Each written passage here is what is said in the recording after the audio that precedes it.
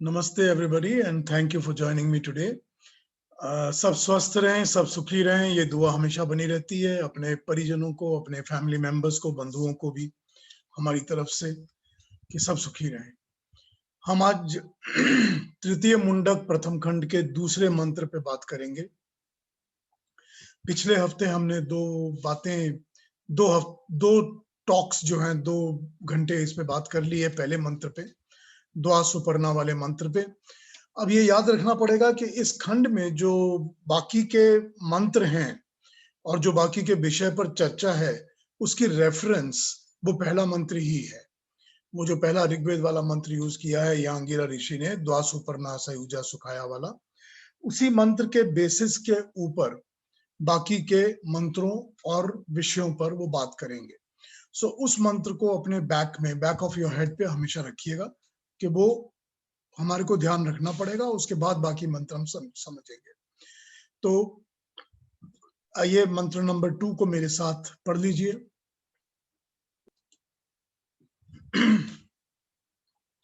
समाने वृक्षे पुरुषो निमग्नो अनीशया शोचति मुह्यमानः जुष्टम यदा पश्यतस्य मनीषमस्य। दिस शुड एक्चुअली बी पश्यति अन्यम ईशम अस्य। ठीक, पश्यति अन्यम ईशम अस्य महिमानमीति वीत शोकः। आइए इसके वर्ड्स को समझते हैं, फिर डेफिनेशंस पे आ जाएंगे। समाने, समान, एक ही जैसे, वृक्षे, वृक्ष पर, पुरुष जीवात्मा शरीरधारी, निमग्न, लीन, फंसा हुआ, डूबा, निमग्न है, अनिशया, असमर्थता, दीन भाव के साथ, शोचति, दुखी होता हुआ, शोक में, मुह्यमाना, मोह में, अज्ञान में फंसा हुआ, मुह्यमाना, मोह में फंसा हुआ, जुष्टम, भक्तों द्वारा सेवित या शांति पूर्वक, यदा, जब, पश्यति, देखता है, मोह को छोड़कर जब वो देखता है, अन्यम, दूसरों को, सखा को, ईशम, ईश्वर को, अस्य, इसकी, महिमा, महिमानम, महिमा को, इति, तब, वीत शोक, शोक से रहित हो जाता है, शोक को छोड़ देता है। ये इसका अर्थ है। आइए इस पर बात करते हैं और इसको समझने की चेष्टा करते हैं। बहुत कॉम्प्लिकेटेड नहीं है, इजी वर्ड है, इजी मंत्र है। जीवात्मा जब इस ब्रह्मांड रूपी वृक्ष के फलों को खाकर फल प्राप्ति के बंधन में अपने आप को डाल लेता है, तब असमर्थ होकर, हीन भाव से, मोहग्रस्त होकर दुख उठाता है, और जब वो भोगों से दूर रहने वाले उस साक्षी रूपी दूसरे सुपर्ण को, जो अध्यक्ष की तरह बैठा हुआ देख रहा है, उसकी महिमा का निरीक्षण कर सकता है, उसके प्रति श्रद्धा उत्पन्न करता है, तब वो शोक और दुख रहित हो जाता है। ये इसमें बताया गया। अब उन्होंने वही 2 सुपर्ण पंक्षियों को यूज किया है एग्जाम्पल में, जो पहले मंत्र में थे।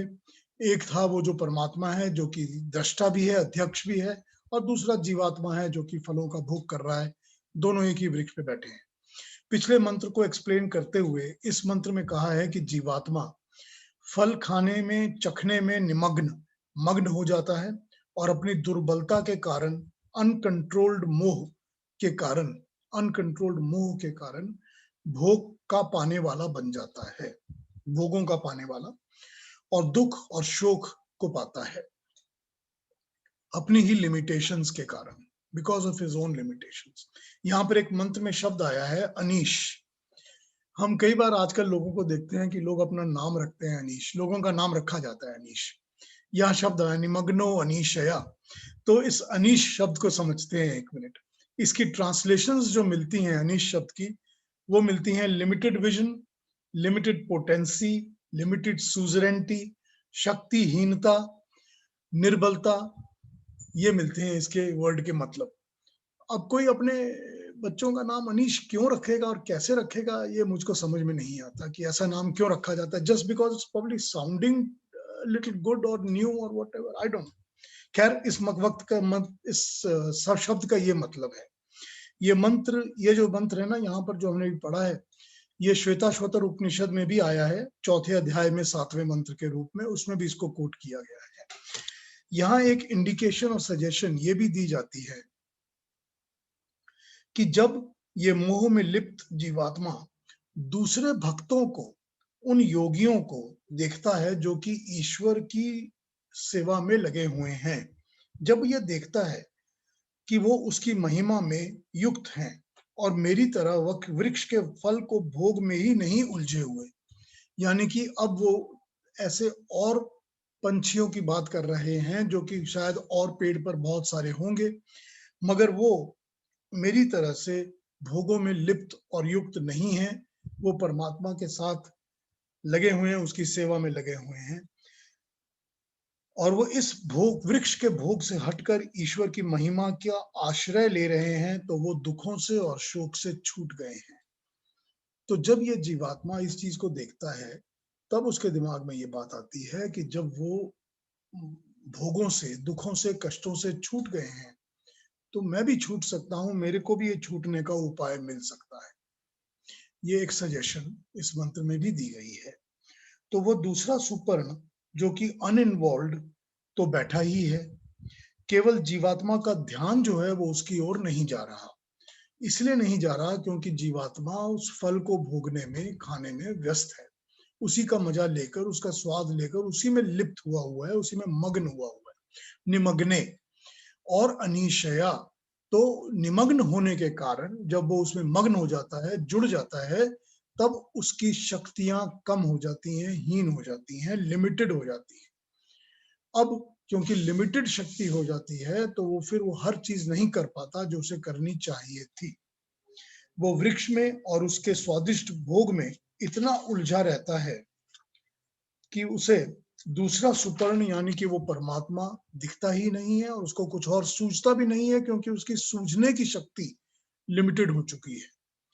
ध्यान जब जाएगा, जब वो भोग से, दुख से, शोक से, शक्तिहीनता, लिमिटेशन से, इनकी जकड़ में से निकल पाएगा, तब उसका ध्यान दूसरे पक्षी की ओर जा सकता है, क्योंकि दूसरा पक्षी तो सदा ही बैठा है, वो तो हमेशा ही यहाँ पर है। ऐसा तो कभी हुआ ही नहीं है कि वो था नहीं, वो तो हमेशा ही था। इसका ध्यान ही सिर्फ उस तरफ नहीं गया। अब इसका ध्यान नहीं गया क्योंकि ये मग्न बैठा है हर चीज में, ये अपने भोग में, अपने फल के स्वाद में ही मग्न बैठा है। जब वह दूसरा पक्षी तो है, हमेशा था, हमेशा ही है, और जब उसकी शरण में, जैसे कि दूसरे योगी लोग, दूसरे भक्त लोग उसकी महिमा का गान कर रहे हैं, ये जीव जब उसके साथ युक्त होगा, उसकी तरफ ध्यान लगाएगा, तभी उसका शोक, उसके दुख, उसको उन सब चीजों से छुटकारा मिलेगा। ये इस मंत्र का बेसिक अभिप्राय बताया गया है। हमेशा ही हमारे लिटरेचर में, हमारे थॉट्स में ये विचार और मान्यता रही है कि ये तीनों सदा विद्यमान वस्तुएं हैं, ऑलवेज। ये हमारे सारे लिटरेचर में ये है। ये तीनों विद्यमान वस्तुएं क्या हैं? ये तीनों विद्यमान वस्तुएं परमात्मा, जीवात्मा और प्रकृति है। परमात्मा भी हमेशा है, जीवात्मा भी हमेशा है, और प्रकृति अपने मूल रूप में हमेशा है। ठीक? परमात्मा स्वतंत्र है, सत्य है, चित्त है, आनंद स्वरूप है। प्रकृति उसकी ही शक्ति से, उसके ही अग्नि से रूपवान बनती है और उसी के बनाए नियमों पर चलती है, उसी की शक्ति के द्वारा। इन दोनों के बीच में जीवात्मा, उसका आश्रय स्थान तो प्रकृति ही है, क्योंकि उसको सारा कारोबार, सब कुछ इस प्रकृति के साथ ही करना है। उसको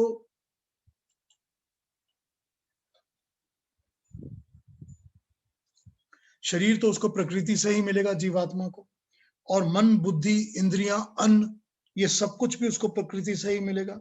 उसके हर तरफ चारों ओर केवल ये प्रकृति ही उसको दिखती है, यही उसके चारों ओर है। ऐसे में तीसरे तत्व की तरफ उसका ध्यान, यानी कि थर्ड एंटिटी की तरफ उसका ध्यान या चिंतन जाए भी तो क्यों जाए, उस पर भी प्रकृति ने उसके ऊपर अज्ञान और अभिमान भरपूर तरीके से भर के दे दिया है। ज्ञान के स्वरूप में, अज्ञान, अविद्या, प्राकृतिक वस्तुओं का ज्ञान, यह आवश्यक तो है कि हमको प्रकृति में रहना है तो प्रकृति की वस्तुओं का ज्ञान हमको प्राप्त करना ही चाहिए। ये तो जरूरी है जीने के लिए भी और जीवन चलाने के लिए भी। और जितने इस प्राकृतिक ज्ञान के किसी भी विषय में विशेषता प्राप्त होती है, जैसे ही प्राकृतिक ज्ञान के किसी भी विषय में, कोई भी प्राकृतिक ज्ञान का विषय हो, anything, any physics, any chemistry, any engineering, any technology, कोई भी चीज जिसका हमको ज्ञान प्राप्त होता है और उस ज्ञान में हमको विशेषता प्राप्त होती है, तो उतना ही ज्यादा अभिमान और भी दृढ़ और गहरा बैठता जाता है। मनुष्य के अंदर वो अभिमान इसी से बैठता जाता है, क्योंकि उसको लगता है कि मुझको ये ज्ञान और विद्या बहुत ज्यादा मिल गए हैं। ये प्राकृतिक ज्ञान है, प्राकृतिक विद्या है, आवश्यक तो है, मगर इसका अभिमान आवश्यक नहीं है। सारी दुनिया भी उस इंसान की वाह वाह करने लग जाती है, वो वाह वाह ही सुनने में उसकी आदत पड़ जाती है। जो मेरी वाह वाह करे वो अच्छा मनुष्य, वो बहुत अच्छा है जी, क्योंकि वो मेरी वाह वाह कर रहा है। ये ऐसे ही कहा इस वक्त, ऐसे वक्त में जब ये वाहवाही में और विमान में डूबा हुआ रहता है, अब उसको कहां से उस तीसरे तत्व की या परमात्मा की या ईश्वर की कोई भी चिंतन मनन, उसके बारे में सोचने का उसको टाइम कहाँ मिलेगा? कुछ नहीं मिलेगा। वो इस प्रकृति के आनंद में ही चिपका हुआ है, यहीं लूटा रहे, यहीं पर लिपटा रहता है, इसी में लिप्त है। अब यहाँ प्रॉब्लम यह है कि उसके बारे में, उस परमात्मा के परिचय के बारे में, उस परमात्मा के बारे में हम सबको पता है। Every one of us knows it. हमको पता है कि हमारे अंदर जो प्राण चल रहे हैं हमारे शरीर में, ये प्राण उस परमात्मा के अधीन हैं। जो हृदय की धड़कन चल रही है इस हृदय के अंदर, ये हृदय की धड़कन उस परमात्मा के अधीन है। मगर फजूल में जानते हुए भी हम उसको क्रेडिट देना नहीं चाहते। ना हम क्रेडिट देना चाहते हैं और ना उसके विषय में सोचते हैं। उसके साथ लगन, उसकी महिमा, उसका गान, ये तो छोड़ ही दीजिए, बहुत दूर की बात है। हम सोचते तक नहीं है, उसको क्रेडिट भी नहीं देते हैं। कई बार देखा है, कितने लोग हैं मेरे आसपास के, इधर के लोग उधर के लोग, उनके प्राण चले जाते हैं, मर जाते हैं, खत्म हो जाते हैं, कोई बात नहीं, होता रहता है, मेरे साथ भी होगा, दूसरों के साथ भी होता है, इसमें इतना सोचने की बात क्या है? जब तक ये आनंद मिल रहा है, प्रकृति का आनंद, अभिमान का आनंद, वाह वाह वाह वाह का आनंद, तब तक इसमें लूटते रहो, इसी में मजा, इसी को मजा समझ के इसी में जीते रहो। दूसरा कुछ सोचने की जरूरत ही क्या है?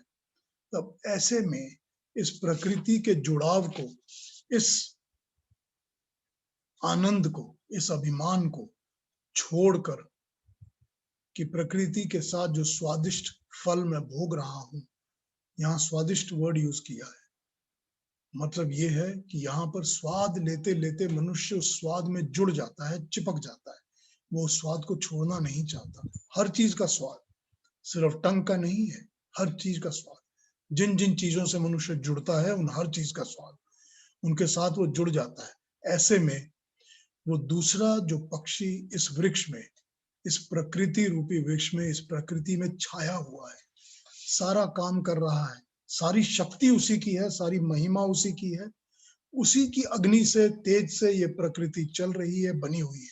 जैसे हमारे प्राण और हमारी धड़कन भी उसी के तेज और अग्नि से चल रही है। वो अध्यक्ष है, वो ओनर है, इन कंट्रोल है, लेकिन उसकी तरफ ध्यान देने की जरूरत कोई नहीं है, क्योंकि बड़ा आनंद है अपने अभिमान में, अज्ञान में, प्रकृति के स्वादु फल में। यहाँ इसी बात को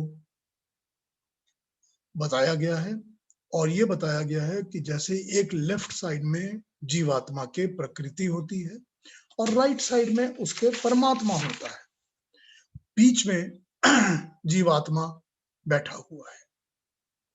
अब बात यही है कि इस तरफ जाऊं या उस तरफ जाऊं, या कितना इधर रहूं और फिर भी उधर जाऊं, ये बैलेंस, यही सारी की सारी चिंता लगी रहती है मनुष्य को जीवन में।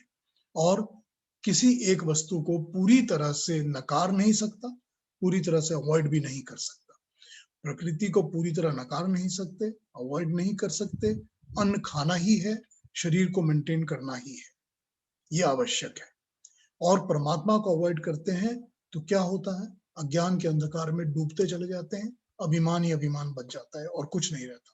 श्री कृष्ण ने जैसे गीता में कहा है कि बड़े साफ तरीके से उन्होंने ये बताया है कि ऐसे अभिमान और अज्ञान में डूबे जीवात्मा को मैं और भी डूबे रहने का, जुड़े रहने का अवसर देता रहता हूं।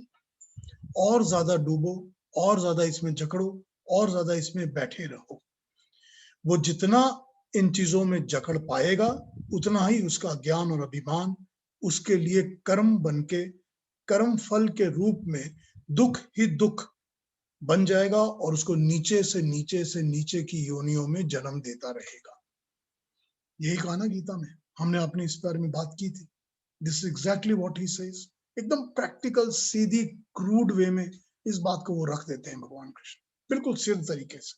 मंत्र यही कह रहा है, ये मंत्र यही समझा रहा है कि जब शोक, दुख, असमर्थता, शक्तिहीनता, इन सब चीजों का आभास होता है और भोग कर करके जीवात्मा दुखी होता है और तब दूसरे भक्तों और दूसरों योगियों को देखता है, तब उसको भी ये उपाय सूझता है कि जो सदा विद्यमान तीसरा तत्व है, जो ईश्वर है, उसकी छत्र छाया में जाकर, उसकी महिमा में जाकर बैठो, उसी के आश्रय रहो, तभी ये शोक और दुख छूट पाएगा।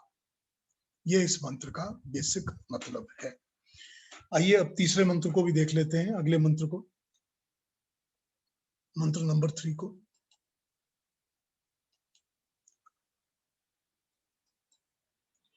यदा पश्यः पश्यते रुक्म वर्णः कर्तारमीशं पुरुषं ब्रह्म योनिम तदा विद्वान पुण्य पापे विधूय निरंजनः परमं साम्यमुपेति।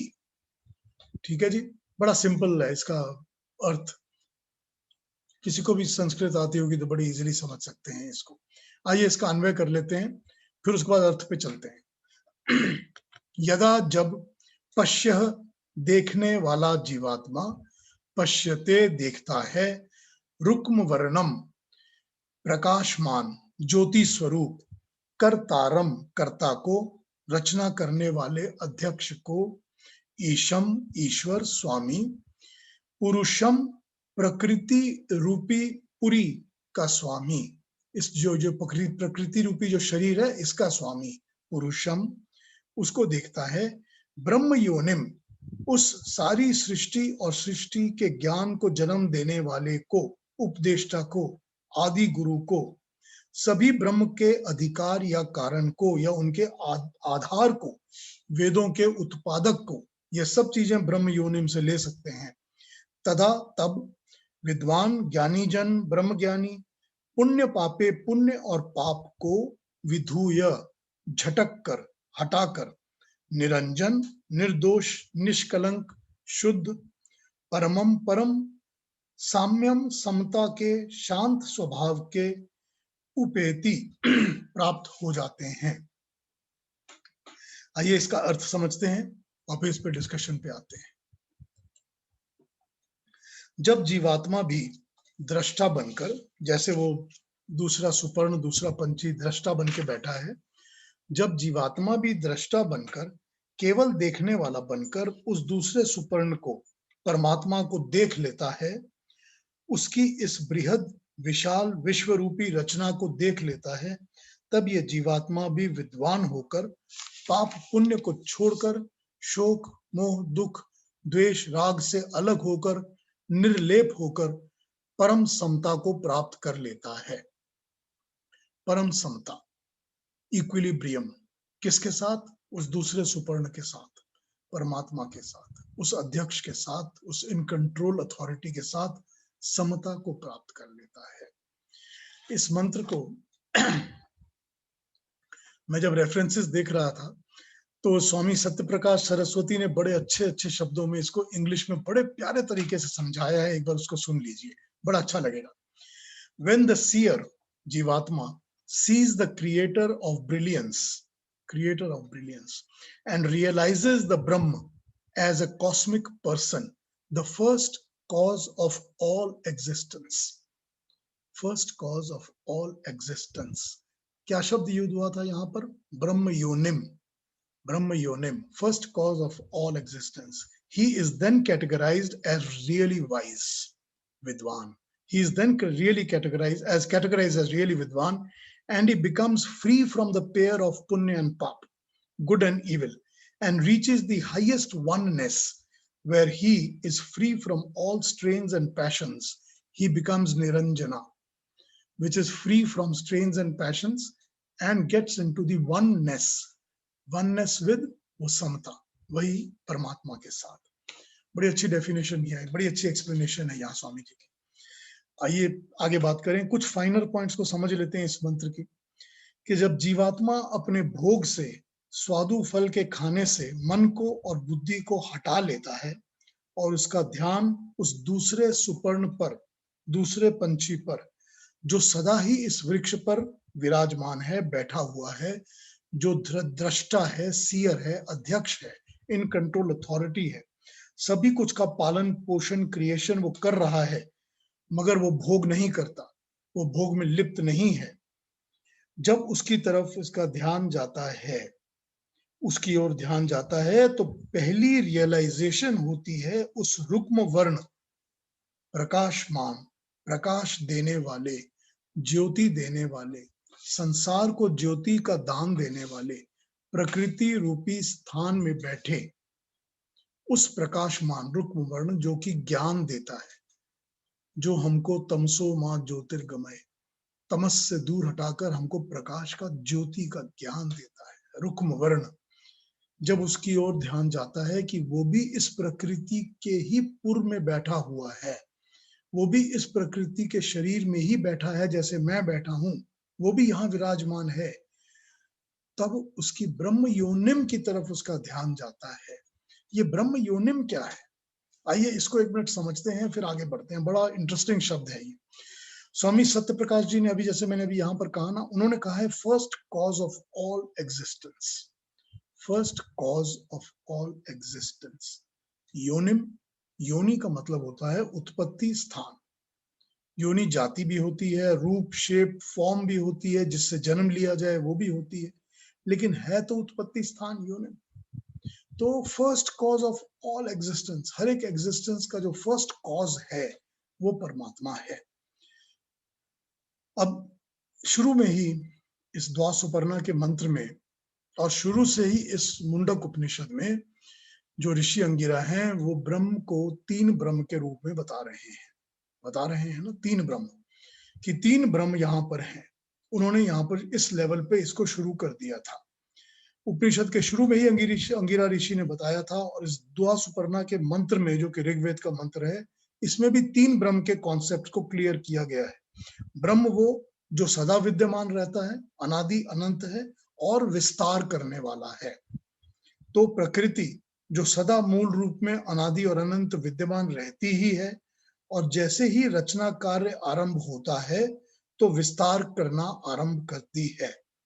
नाना रूपों में विशाल ब्रह्मांड, सारा विश्व प्रकृति से बनना शुरू हो जाता है, बनता ही रहता है, कॉन्स्टेंटली बन रहा है। दूसरा जीवात्मा, दूसरा ब्रह्म जीवात्मा, जो कि एक अणु मात्र बूंद, एक बूंद से जन्म लेता है और अपने शरीर में विस्तार करता हुआ सामाजिक पारिवारिक विस्तार में लग जाता है। समाज बनाता है, अपना परिवार बनाता है, बच्चे पैदा करता है, विस्तार करता रहता है। और तीसरा ब्रह्म वो है परमात्मा। परमात्मा तो सदा ही विद्यमान है, असीम है, अनंत है, हर विस्तार का वही आदि मूल है। तो यहाँ पर ये तीनों ब्रह्म को और इनके योनिम को समझकर, प्रकृति जिसका मूल से विस्तार होता है, तब जब परमात्मा की पहली अग्नि, पहला तेज उसके सोए हुए परमाणुओं पर पड़ता है, ये उसका जन्म स्थान है। Creator of all existence, cause of all creations, ठीक। तब परमात्मा का जब उसके ऊपर तेज और अग्नि पड़ती है, तो मूल प्रकृति काम करना शुरू करती है, विस्तार करना शुरू करती है, क्रिएट करना शुरू करती है। जीवात्मा जो आत्मा के रूप में, सूक्ष्म रूप में सदा रहता है, परमानेंटली रहता ही है, ईश्वर की न्याय व्यवस्था के कारण, ईश्वर की न्याय व्यवस्था के कारण और अपने कर्म फलों की व्यवस्था के कारण शरीर उसको मिलता है। तो ये शरीर समय, स्थान, काल, ये सब उसका जन्म का योनिम कहा जा सकता है। ये भी तो परमात्मा के कंट्रोल से, परमात्मा की दया से, उसके न्याय के सिस्टम से ही मिला हुआ है। और परमात्मा के जन्म और योनिम पर विचार करने से तो उसके अनंत असीम कर्म, उसके विशाल ज्ञान, अति न्यायकारी, सम, प्रेम पूर्वक स्वभाव, इसका ध्यान आता है कि वो परमात्मा है क्या। वो तो हर जगह, हर समय, सदा ही मौजूद है। वो सभी कुछ जो हमको दिखता है, जो हमको समझ में आता है, और वो सब कुछ जो हमको दिखता नहीं है, समझ में नहीं आता है, ये सब कुछ उसकी योनिम है। सब उसी के द्वारा जन्म दिया हुआ है। वह हर जगह वो है, कण कण में वो है। ये सारी ही सृष्टि, सब जगह, सब कुछ जो दिखती है, जो नहीं दिखती, सभी कुछ उसकी योनि में है। सब प्रकृति से उत्पन्न होते ही परम शक्ति, हम जैसे ही प्रकृति से उत्पन्न होते हैं, हम जैसे ही जन्म लेते हैं, हमको उस परम शक्ति की उत्पत्ति का आभास होने लगता है। हमको दिखने लगता है कि वो भी है। उसका रचना कार्य, उसकी रचना शक्ति का परिचय हमको होने लगता है। हमको पता चल जाता है कि वो परमात्मा है, उसी रचना शक्ति है, कार्य कर रही है। मंत्र में एक शब्द आया है कर्तारीशम, कर्तारम ईशम, कर्ता प्लस ईश, रचने वाला परमात्मा, रचने वाला स्वामी या मालिक। अब ईस्ट की भाषाओं में, इंडिया की ईस्ट की भाषाओं में, बंगला में भी, असमिया में भी, उड़िया में भी, ये ईस्ट की भाषाओं में कर्ता शब्द यूज होता है मालिक के लिए। परिवार का जो हेड होता है, समाज का जो हेड होता है, राष्ट्र का, किसी भी एक ग्रुप का जो हेड होता है, मुखिया होता है, उसके लिए कर्ता शब्द यूज किया जाता है। तो इस सारी रचना का कर्ता, धर्ता, मालिक, मुखिया वो ईश्वर है, कर्तारम ईश्वर। ये फिर इस मंत्र में कहा है कि वो जीवात्मा जो उस कर्ता को देखकर, जानकर, समझ लेता है, वो विद्वान होकर पाप पुण्य से छूट जाता है। तो यहाँ विद्वान होने की कंडीशन उस कर्ता को देखना, समझना है। दूसरी, जब विद्वान होगा तभी पाप और पुण्य से छूटेगा। तो ये सब कोरिलेटेड है एक दूसरे के साथ, कि विद्वान, विद्वता तब आएगी जब परमात्मा के रूप को पहचान पाएगा, परमात्मा की सही परिचय को वो जान लेगा, तब उसमें विद्वता आएगी, विद्वान कहाएगा।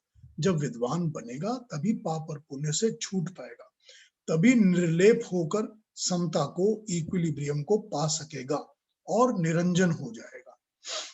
निर्लेप मतलब प्रकृति के आकर्षणों में, प्रकृति की चीजों में से उसका लिप्त होना, उसका जुड़ा रहना छूट जाएगा।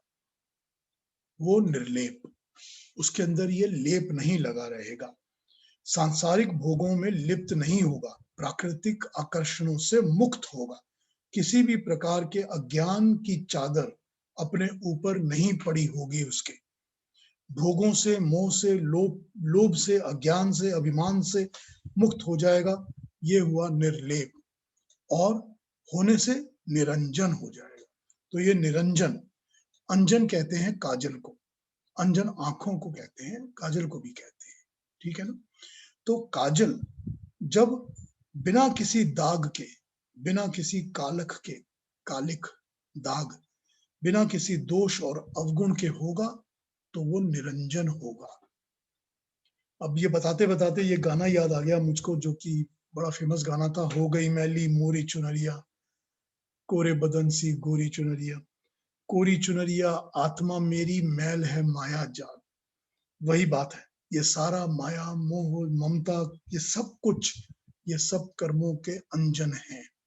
ये सारी वो कालक है जो जुड़ जाती है, और जब ये कालक धुलेगी, साफ होगी, तब होगा निरंजन, तब होगा वो रूप जब हमको कालक हमारे साथ नहीं रहेगी, साफ हो जाएगा मन। और फिर विद्वता, विद्वान, विधूय, ये कहा है, विधूय छोड़ देना, छूटेगा भी तब, हटा देना, छूटेगा भी तब जब विद्वता आएगी, जब विद्वान बनेगा। और विद्वता तो है ही वो जो परमात्मा के सच्चे स्वरूप का परिचय कराती है, वही विद्वता है। ज्ञान भी वही है।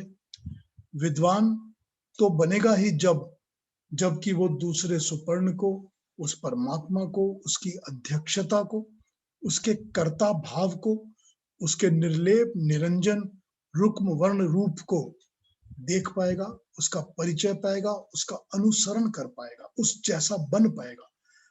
वरना तो बाकी के सारी अज्ञानी अज्ञानी ही रह जाएंगे। यही बताया गया है मंत्र में, यही सच्चाई भी है। विद्वता के साथ ही दुख, कष्ट, मोह, बंधन सब छूटेंगे, और जब ये सब छूटेंगे तभी जीवात्मा समभाव से समता को प्राप्त कर पाएगा। समता कैसी? समता उस परमात्मा के समीप्य की, उसके पास होने की, स्वयं दृष्टा बन जाने की, अनइन्वॉल्व रहने की, जन्म मरण से छूट जाने की, मोक्ष की, वननेस।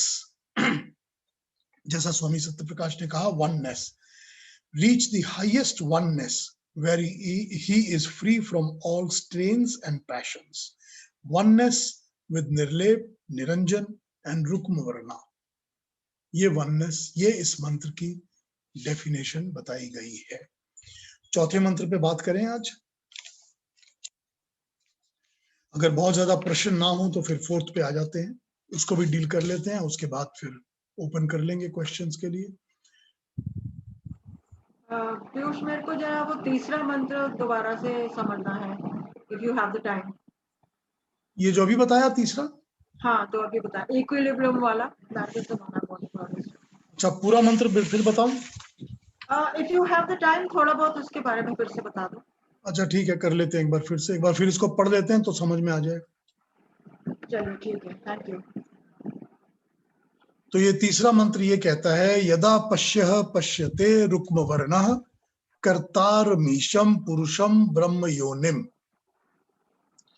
देखने वाला जब देख लेता है, मतलब जीवात्मा जब देख लेता है, पश्यः देखने वाला, पश्यते यदा जब, रुक्म वर्णः प्रकाशमान, ज्योति स्वरूप, ज्ञान देने वाला, अंधकार को दूर करने वाला, कर्तारम ईशम, कर्ता हर चीजों का कॉज, सब चीजों का करने वाला, रचने वाला ईश्वर, पुरुषम ब्रह्म योनिम, पुरुषम पुर में बैठा हुआ। कौन से पुर में? इस प्रकृति के पुर में, पुरी में, शरीर में, इस प्रकृति के शरीर पर बैठा हुआ, ब्रह्म योनिम, जिसकी योनिम ब्रह्म है, जो ब्रह्म है, जन्म से ब्रह्म है, हमेशा से ब्रह्म है, कॉज कारण से ब्रह्म है। तदा तब विद्वान पुण्य पापे, जो विद्वान होता है वो पुण्य पाप से विधूया, झटक देता है, हटा देता है। और निरंजन परमम साम्यमुपेति, निरंजन, निरंजन होता है जिसमें काजल कालक नहीं होती, परमम परम साम्यम उपेति, उपेति प्राप्त करता है, उक्त पा जाता है उस समता को, साम्यता को जो कि परमात्मा की है, उस इक्विलिब्रियम को जो कि परमात्मा का है, उसको पा जाता है। अब इसको मैं एक बार फिर वो इंग्लिश सेंटेंस के साथ एक बार फिर बताता हूं और फिर इसको और एक्सप्लेन कर दूंगा। हमने कहा था कि ये इंग्लिश में समझाया गया है स्वामी सत्य प्रकाश द्वारा। वो कहते हैं व्हेन द सीयर, द जीवात्मा जो कि देख रहा है इस वक्त, सीज देखता है, पश्यः पश्यन्ते, ठीक है, वो जो देखने वाला है जीवात्मा, पश्यन्ते देखता है, उस क्रिएटर ऑफ ब्रिलियंस को, क्रिएटर ऑफ ब्रिलियंस, रुक्म वर्णः, ठीक है, उसको जब वो देखता है, और ब्रह्म योनिम, first cause of all existence, हर चीज जो पैदा होती है उसका जो फर्स्ट कॉज है, उसको वो देखता है, यानी जान लेता है। He is then categorised as really wise, मतलब तब उसको विद्वान कहा जा सकता है, ठीक है। And he then becomes free from the pair of पाप एंड पुण्य, तब वो पाप और पुण्य से फ्री हो पाता है, और यानी कि गुड एंड इविल से, and reaches the highest oneness, oneness where he is free from all strains and passions, niranjana, तो वननेस किसके साथ है? वननेस है उस दूसरी पंछी के साथ, दूसरे सुपर्ण के साथ, जो परमात्मा है, जो दृष्टा है, जो कि अध्यक्ष है। उसकी जो इक्विलिब्रियम है उसको ये पा सकता है जब इसके अंदर उसको देखकर उसको समझने की विद्वता आ जाती है। ये संसार के लगे हुए मोह से, लेप से मुक्त हो जाता है, निर्लेप हो जाता है। तभी इसके सारे के सारे मैल, इसकी कालख धुल जाती है, इसके पाप धुल जाते हैं और ये एक बन जाता है। ठीक है, इसको फिर एक्सपैंड करूं थोड़ा और अलग अलग वर्ड्स को। समझ जी में आ केतु जी गया। कोई जी कहिए केतु जी, आपका ऑडियो ऑफ है। हाँ जी। अच्छा, हाँ, तो ये जैसे आपने कहा ना कि विद्वता आने से पाप पुण्य से छूट जाता है और वो मोक्ष को प्राप्त होता है। तो ऐसा मैंने एक ही जन्म में तो नहीं होता ना। एक ही जन्म में तो वो विद्वता प्राप्त कर सकता है, पर उसको संचित कर्मों के हिसाब से जन्म जन्मांतर तो उसको लेने ही पड़ेंगे, और उस जन्म जन्मांतरों में हो सकता है कि उसकी विद्वता भी छूट जाए वापस, and he is back to square one. ठीक है, ये डिपेंड करता है कि आप मालगाड़ी में बैठे हैं या राजधानी एक्सप्रेस में बैठे हैं। देखिए, एक जन्म में नहीं हो सकता ये नहीं कहा जा सकता। अगर अंगिरा ऋषि, इस जो भी शौनक नाम का व्यक्ति उनके पास बैठा है और उनको ये समझा रहे हैं, तो इस हिस्ट्री को अगर मैं एक मिनट पकड़ लेता हूं, तो ये जो शौनक है जो कि उनके पास आया है अंगिरा ऋषि के पास ज्ञान प्राप्त करने के लिए, ये शौनक भी करीब करीब 32 से 38 साल के अंदर की उम्र का माना गया है, मिड 30s का, कि उसने तब उसको लगा कि और ये बहुत सक्सेसफुल है, इसके बहुत बड़े बड़े मकान हैं, बिजनेसेस हैं, धनवान मनुष्य है, और ये गया है ज्ञान प्राप्त करने के लिए कि मुझको वो ज्ञान बताओ जिसको एक को जान लेने से सब प्राप्त हो जाता है। तो अब अंगिरा ऋषि उसको ये ज्ञान दे रहे हैं मुंडक उपनिषद के माध्यम से। ये उन्होंने कितने दिन लगाया, कितनी बार लगाया, इसका कहीं एक्सप्लेनेशन तो है नहीं, लेकिन ये एक्सप्लेनेशन है कि कुछ सालों के बाद शौनक ऋषि शौनक बन जाते हैं, और ऋषि शौनक के नाम से उन्होंने काफी सारे अच्छे अच्छे क्या कहा जाए उसको, लिखे हैं, जो दर्शशास्त्र वगैरह हैं, उन्होंने भी उसको ट्रांसलेट करके लिख के सामने रखा है। अथर्ववेद पर उनका बहुत काम है, अथर्ववेद पर शौनक ऋषि का भाष्य मिलता है, बहुत काम है उनका उसके ऊपर। तो ये हो गया ना कि वो एक लेवल से चल के उस लेवल पर आ गए इसी जन्म में, ये तो वहां पर दिख गया हमको। अब उनको शौनक ऋषि को मोक्ष मिल गया या नहीं मिल गया, इसकी यहाँ पर कहीं पर क्लैरिफिकेशन तो है नहीं, लेकिन हो तो क्यों नहीं सकता, हो तो सकता ही है कि आपके अंदर वो कितनी ज्यादा, वो बताया था ना कि जिसमें प्रणव को अपना धनुष समझो और अपनी आत्मा को और अपनी एकाग्रता को बाण बनाओ और ओम की प्राप्ति को लक्ष्य रखो। हमने पिछले अध्याय में ये मंत्र पढ़ा था। तो यहाँ पर वही है ना कि जो आत्मा है उसकी एकाग्रता कितनी है, वो तीर कितने जोर से आप उसके तुनीर को खींच रहे हैं, बाण के धागे को कितनी जोर से आप खींच रहे हैं, और वो उसमें कितनी एकाग्रता है, कितनी लगन है, कितना एकजुट हो जाता है मनुष्य, कितनी आत्मा उसके अंदर इन्वॉल्व होकर पूरी तरह से जुड़ जाती है। ठीक है ना? तो इसमें one has to start at an early age ना, जैसे वो 35-38 साल का था, अगर कोई 55 साल 60 साल में विद्वता प्राप्त करे, the person has a limited time to पाप पुण्य से छूटने का। कोई जरूरी नहीं है कि नहीं होगा, हो भी सकता है, ये तो जरूरी नहीं है। और इसमें दूसरी बात ये समझनी पड़ेगी कि जो ज्ञान है वो लूज नहीं होता, वो हमारे साथ अगले जन्म में हमारे साथ चलता है, और वो हमारी बेस बन जाता है अगले जन्म में। तो हमको फिर जीरो से स्टार्ट नहीं करना पड़ता, जहां तक हम पहुंच गए हम वहीं से स्टार्ट करते हैं और दोबारा हमको वो गेन हो जाता है और फिर हम दोबारा उसके पथ पे चल पड़ते हैं। तो ये हो सकता है कि किसी दूसरे मनुष्य को जिसको 8, 10, 25, 20 जन्म लगेंगे, इस ज्ञान वाले मनुष्य को 2 ही जन्म में मिल जाएगा मोक्ष। राइट, ये भी हो सकता है, मगर इसी जन्म में मिल सकता है, ये भी हो सकता है, तो क्योंकि निर्लेपता। हाँ जी, जो ज्ञान है वो बुद्धि के रूप में, जो कि आत्मा के साथ, जीवात्मा के साथ जाता है, तो वो बुद्धि के रूप में फिर जाता है, एंड देन दैट बुद्धि, because it is partially developed और क्वाइट वेल डेवलप्ड, तो उसको जल्दी फिर he gets to understand the philosophy very quickly. देखिए कितने ऐसे हम लोग सब में ऐसे लोग हैं जिनको सर्टेन पर्टिकुलर चीज में ज्ञान ज्यादा है ना? तो ये पक्का है कि वो ज्ञान का हमको कहीं ना कहीं से बेस मिला है जिसके ऊपर हमने डेवलप करके ग्रो कर लिया, और दूसरा आदमी उस पर नहीं कर पाया। ठीक है ना? अब इसको मिरेकल कह सकते हैं आप, या कि या वन इन 100 कह सकते हैं, जो मर्जी आप समझ लीजिए, मगर होता रेगुलरली है, ये हम लोग के साथ भी होता है। तो ये ज्ञान वही है जो कि हमें पहले था, हमने इसको बेस की तरह अडॉप्ट किया, प्राप्त किया, इसके ऊपर हमने स्किल्स को होन किया, तो ये हमारे साथ जुड़ा हुआ है। अब हमको अगले जन्मों में भी ये मिलता रहेगा। गुड, ठीक है ना? वो गीता में लिखा ही है, शुचिनाम श्रीमंताम गेह योग भ्रष्टो भी जायते। या बिल्कुल बिल्कुल ठीक बात है, एकदम ठीक कोट किया आपने। वो एग्जैक्टली वही है। अर्जुन ने यही पूछा कि मैं अच्छा काम भी करूं मगर करते करते मर जाऊं और मोक्ष ना मिले तो क्या होगा। ठीक बात, वेल वेरी करेक्टली कोटेड, एकदम ठीक कहा इन्होंने, यही बात है। अर्जुन का एग्जैक्ट सेम क्वेश्चन गीता में। पीयूष जी, मेरा प्रश्न ये था कि ये जो विद्वता की जो बात है ना, तो विद्वता मिलने से परमेश्वर का अंडरस्टैंडिंग होगा या परमेश्वर का अंडरस्टैंडिंग होना यही विद्वता है? देखिए दोनों बातें हैं। अगर विद्वान होने के लिए प्रयास किया जाएगा तो विद्वता मिलेगी।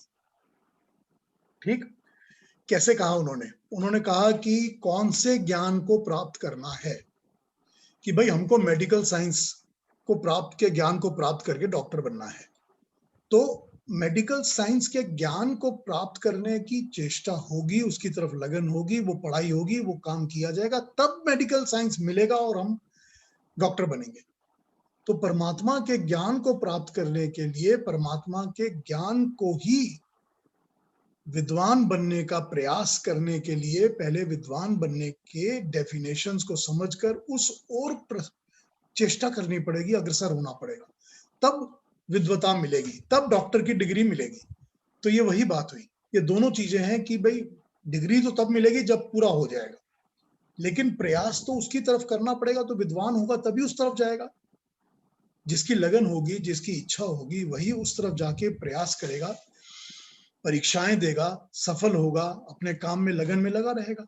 तो ये विद्वान और विद्वता बिल्कुल उसी तरह है कि हमको विद्वता चाहिए, वो फाइनल डिग्री है, मगर उस फाइनल डिग्री को प्राप्त करने के लिए विद्वान होने की जो क्वालिफिकेशंस हैं, उनको पहले से ही स्टडी करके उनमें इन्वॉल्व होके उनकी तरफ लगन से जुड़ जाना है।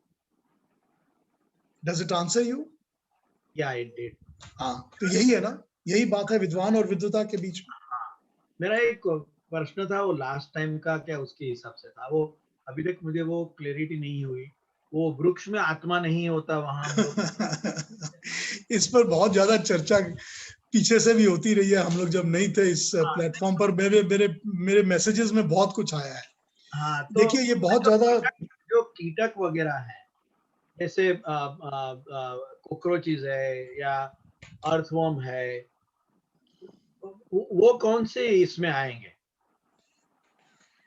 वो भोग योनि में आएंगे, कीड़े मकोड़ों की। मतलब उसमें आत्मा है?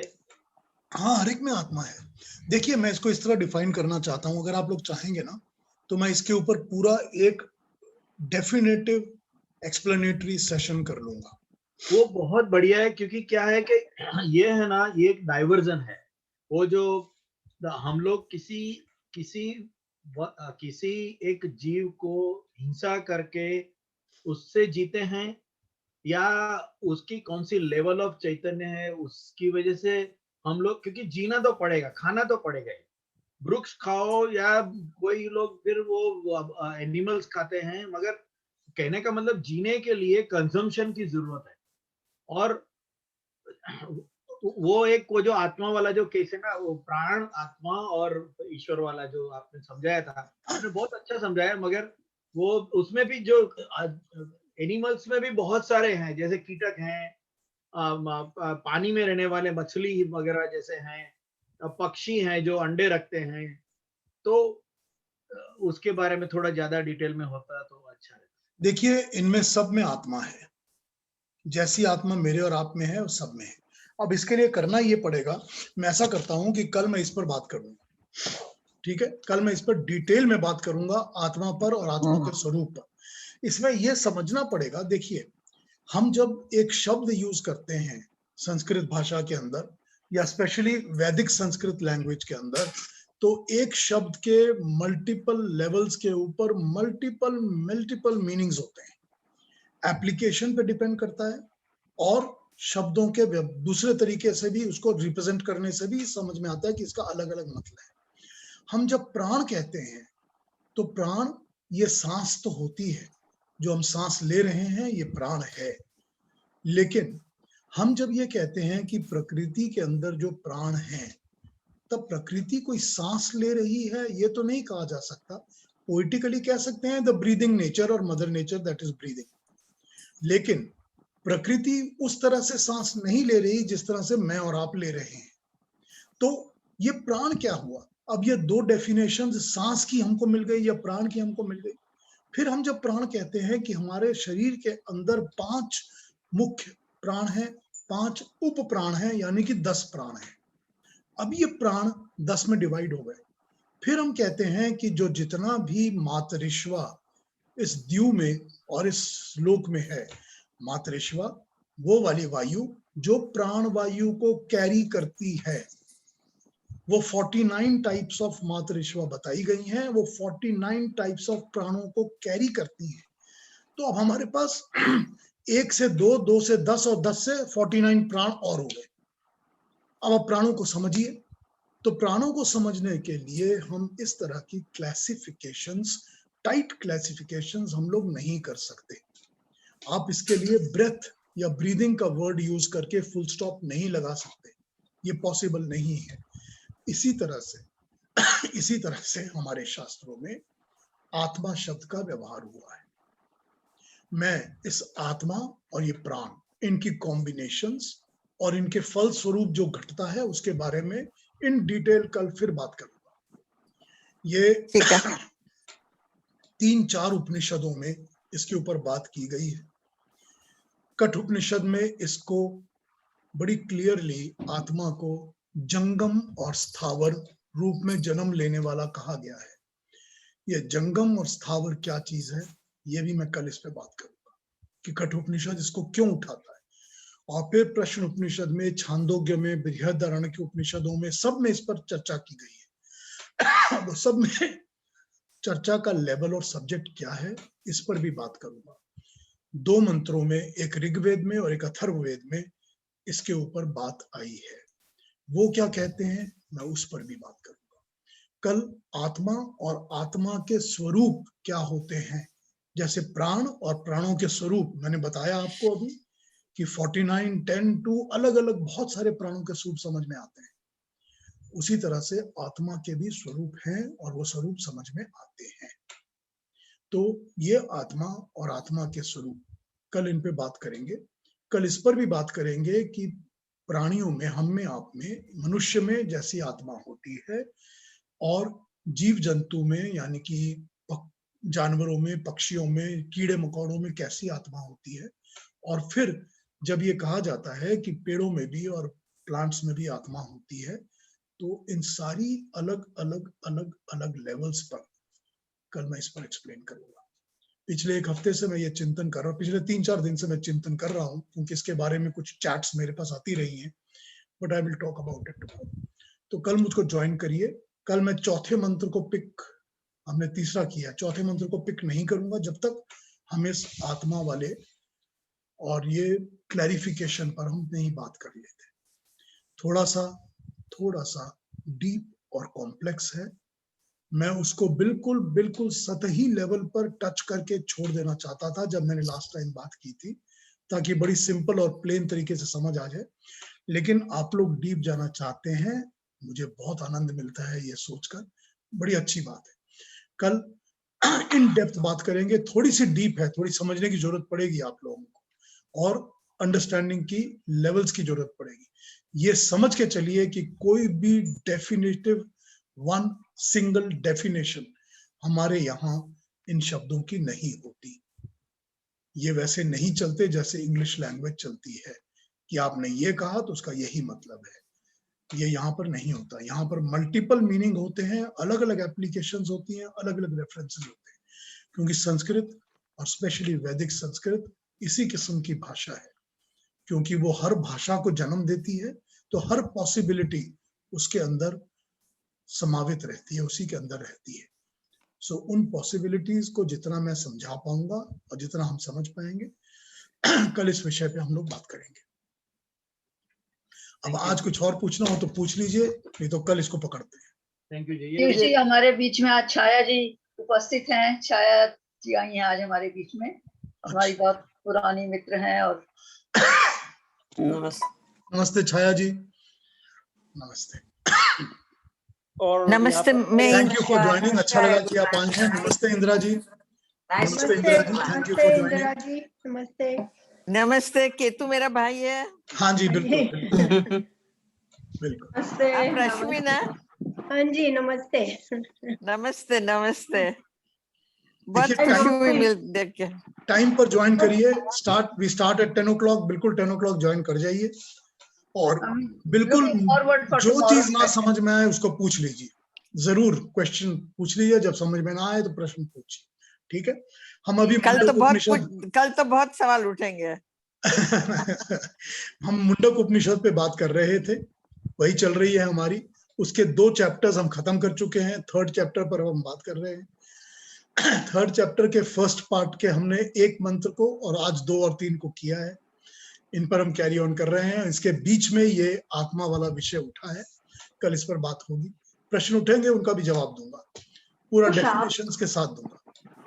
आप तो स्वाध्याय करते हो, पढ़ाई करते हो, अच्छी तरह से नोट्स बनाते हो, हम तो केवल सुनते हैं आपको। उस सुनने के बाद अगर हमारे मन में प्रश्न उठते हैं तो that means we are being good students. Basically we are all good students. Yes, very good students, क्योंकि जब तक प्रश्न नहीं उठेंगे जवाब नहीं मिलेंगे, और प्रश्न उठना बहुत जरूरी है। तो समझ में भी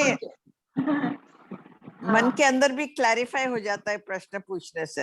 हाँ बिल्कुल, मन के अंदर क्लैरिफाई हो जाता है और वो भी बैठ जाती है मन के अंदर। हाँ, कि भाई ये मैंने पूछा, जवाब मिल गया, ये मुझे बैठ गई चीज अंदर, और फिर कहीं दिखने भी लगता है जीवन में। बिल्कुल ठीक बात, ठीक बात। हाँ बिल्कुल ठीक है। इंदिरा जी ने मेरे ख्याल से 1 लाख स्टूडेंट्स को पढ़ाया होगा। Am I right, Indira ji, Indira बहन? नहीं 1 लाख तो नहीं, उससे कम। पर काफी सारे स्टूडेंट्स को पढ़ाया है। चलो, IIM में 16,000 को। Very good, very good. IIM में 16,000 को। ठीक। आज आप भी पूछ सकते हैं पीयूष को। हाँ आज भी पूछ सकते हैं, कल भी। अब आप जब ज्वाइन करें जब मर्जी पूछ सकते हैं, कभी भी पूछ सकते हैं। No issues, no problems about it, always free feel to ask. Ketu तू मेरे को बताता रहेगा ना कब है? नहीं, Saturday Sunday, every Saturday Sunday ना? every Saturday Sunday 7:30 to 8:30 in the evening. India ठीक टाइम, है, okay. in India time, Toronto time 10 o'clock। Alright, ठीक है। मैं आपको लिंक फॉरवर्ड कर दूंगा, जैसे ही मुझे पीयूष जी से मिलेगा I will forward it to you and then you can connect it. Okay, the session was very good, very enlightening. I really enjoyed it. Thank you. I really enjoyed it. आप कहाँ Heart से हैं seems- बहन जी? इंदिरा बहन जी आप कहाँ से हैं? अहमदाबाद। अहमदाबाद, ओके। हाँ। Nice. ठीक है। We have a very diverse group, Piyush. हाँ, we have a diverse group, सच बात है। मगर मजे की बात तो ये है कि सभी के पास अच्छे इंटेलिजेंट क्वेश्चंस हैं, सब समझते हैं। ऐसे 1-2 लोग हैं जो कि प्लेटफॉर्म पे आके क्वेश्चन पूछते नहीं है, वो मुझको बाद में मैसेज और टेक्स्ट कर देते हैं। वो भी ठीक है, अच्छी बात है, कोई बात नहीं। हाँ, वो भी अच्छा है। लेकिन अच्छी बात है कि लोग प्रश्न पूछते हैं, इन्वॉल्व होते हैं, समझने का प्रयास करते हैं, समझते हैं। That is what we want, ठीक है ना? पीयूष जी, आपकी ईमेल आईडी कैसे मिलेगी? केतु जी फॉरवर्ड कर दीजिएगा, ठीक है, मुझे व्हाट्सएप पे ज्वाइन कर लीजिए। मेरा वो केतु जी अगर वो आपको फॉरवर्ड कर देंगे मेरी नोटिफिकेशन, तो उस पर आप मुझे ज्वाइन कर सकती हैं। मैं कर ठीक है, ठीक है ना? all right Ketu. चलिए फिर कल मिलते हैं। कल Sure. आत्मा हाँ और जी। वहाँ पे बातें होंगी और इन सब क्वेश्चन को टैकल करेंगे, जितना इन डेप्थ जा सकेंगे कोशिश करेंगे, जाएंगे, समझने की कोशिश करेंगे। चलिए, आप सबका दिन शुभ शुभ हो। चलिए, thank you, thank you. Bharat वालों की नमस्ते। शुभ रात्रि।